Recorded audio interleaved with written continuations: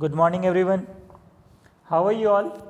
Hope you all are fine at your place and studying properly. Today, in this video of class 7th physics, we'll study about flow of heat. Today, we'll study about the convection. Last video, we studied about conduction. Clear? So, let us see. Convection is the process of transfer of heat in which the heated molecules of liquid or gas themselves move to carry heat from hot to cold region. यानी कि convection कहाँ होता है आपका, liquid या gaseous molecules में होते हैं. ठीक है, और इसमें क्या करता है, लिक्विड या गैसियस मॉलिक्यूल्स जो हैं वो खुद मूव करते हैं to carry the heat energy. और कहाँ से कहाँ मूव करते हैं, from hot to cold end. जैसे यहाँ पे एक केटल दिया हुआ है आपके पास में, आप देखिए हीट होने के बाद क्या हो रहा है, वार्म मॉलिक्यूल्स ऐसे ऊपर मूव कर रहे हैं, ऐसे मूव करने के बाद कोल्ड होने के बाद ये वापस नीचे आ रहे हैं. ठीक इसी प्रकार यहाँ भी वार्म मॉलिक्यूल्स ऐसे मूव कर रहे हैं, कोल्ड होने के बाद नीचे आ रहे हैं. तो यहाँ क्या होता है, मॉलिक्यूल्स का मूवमेंट ही होता है और मॉलिक्यूल्स के मूवमेंट के मदद से ही हीट एनर्जी का ट्रांसफ़र होता है. ठीक है, तो ये चीज़ आपको याद रखना है कि कॉन्वेक्शन प्रोसेस किसका है, ट्रांसफ़र ऑफ हीट, जिसमें हीटेड मॉलिक्यूल्स क्या करते हैं, themselves carry the heat energy from hot to cold region. Clear? Next, convection occurs when heat is transferred through a liquid or gas. और कॉन्वेक्शन कब होता है, जब हीट एनर्जी लिक्विड या गैस के मदद से ट्रांसफ़र हो. The heat is carried from one place to another by convection current. और हीट एक जगह से दूसरी जगह तक किसके मदद से ट्रांसफ़र होता है, कॉन्वेक्शन करंट के मदद से ट्रांसफ़र होता है. तो अब हम देखेंगे कॉन्वेक्शन करंट क्या होता है, उसका फॉर्मेशन कैसे होता है. पर उस चीज़ को देखने से पहले आप देखिए कि कैसे डेंसिटी डिक्रीज़ होता है. जब आप डेंसिटी डिक्रीज़ के बारे में पढ़ेंगे, जब आप इस चीज़ को समझेंगे तो आपको ऑटोमेटिक पता चलेगा कि कन्वेक्शन कैसे होता है. तो आप देखिए सबसे पहले क्या हो रहा है, the substance expands on heating. आपने पिछले चैप्टर में, जो आपका पिछला चैप्टर था हीट एंड इट्स इफेक्ट, उसमें आपने पढ़ा है कि हीटिंग कॉजेज एक्सपेंशन. तो अगर हम यहाँ देखिए टेम्परेचर T1 इस टेम्परेचर T2 के कंपैरिजन में कम है, तो ये टेम्परेचर T1 पे सॉलिड का स्टेट कुछ ऐसा है और उसका वॉल्यूम कुछ इतना है. लेकिन अगर हम इसी टेम्परेचर को इंक्रीज़ करके T2 किए तो क्या हुआ, वॉल्यूम इसका इंक्रीज हो गया सॉलिड का.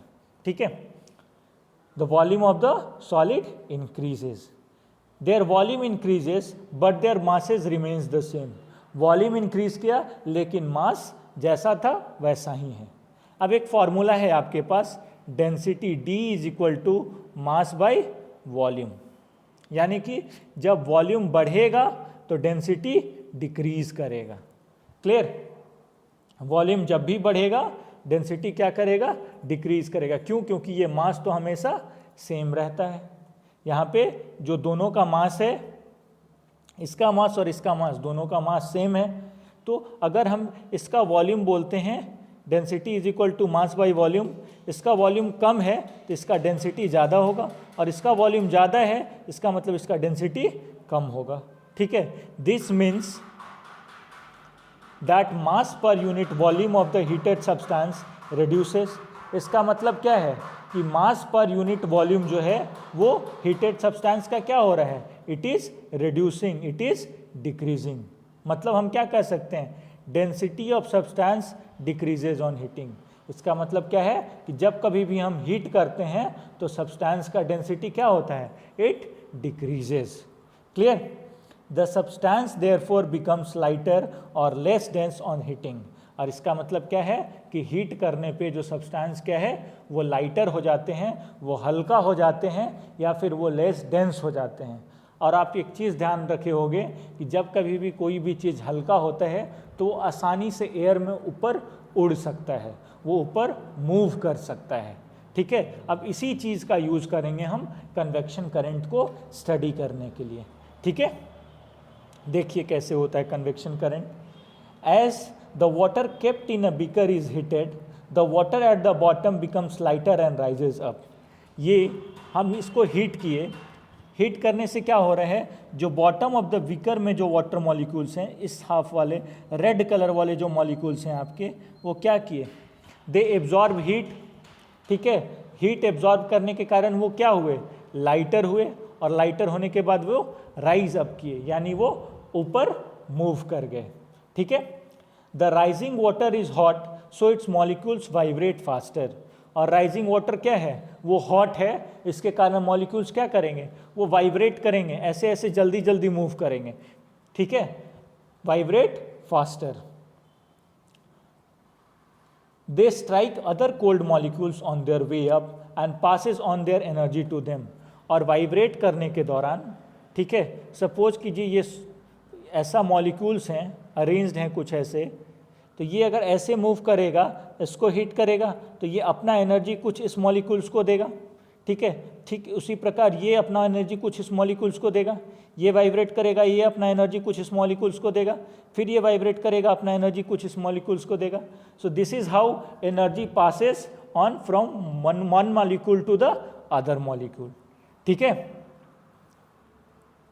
सून their vibration reduces and rising water becomes cold, और कुछ देर के बाद वाइब्रेशन डिक्रीज करता है, क्यों, क्योंकि एनर्जी तो था मेन मॉलिक्यूल्स में, वो डिक्रीज हो गया, धीरे धीरे वाइब्रेशन के कारण डिक्रीज हुआ, और वाइब्रेशन के साथ साथ क्या हो रहा था, एक मॉलिक्यूल दूसरे कोल्ड मॉलिक्यूल को एनर्जी ट्रांसफर कर रहा था, इसके कारण उनका मॉलिक्यूल का एनर्जी जो है वो डिक्रीज हुआ, ठीक है।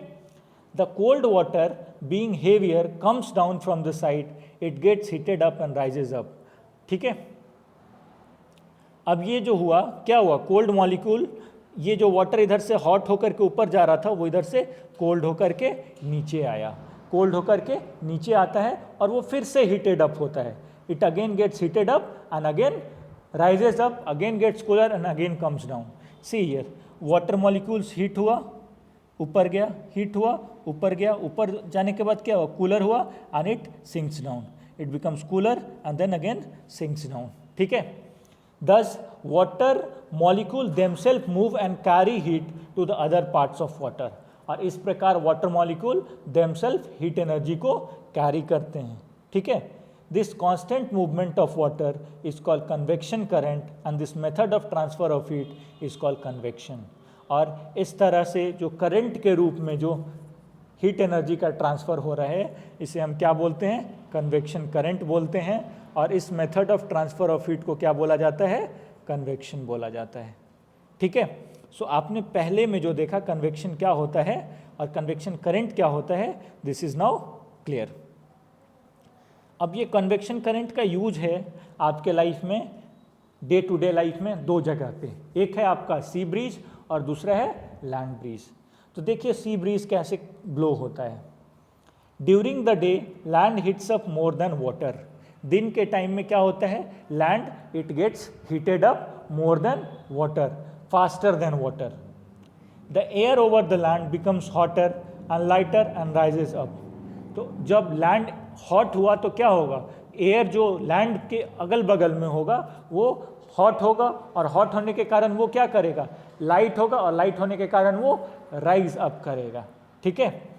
The air from the sea which is cooler and heavier rushes to take the place created by hot rising water, और सी का टेम्परेचर लैंड के टेम्परेचर के कंपैरिजन में कम है, तो कम होने के कारण क्या होगा, वहाँ के जो एयर होंगे वो क्या होगा, हेवियर होगा, तो वो क्या करेगा, it will run to fill the vacant space, clear.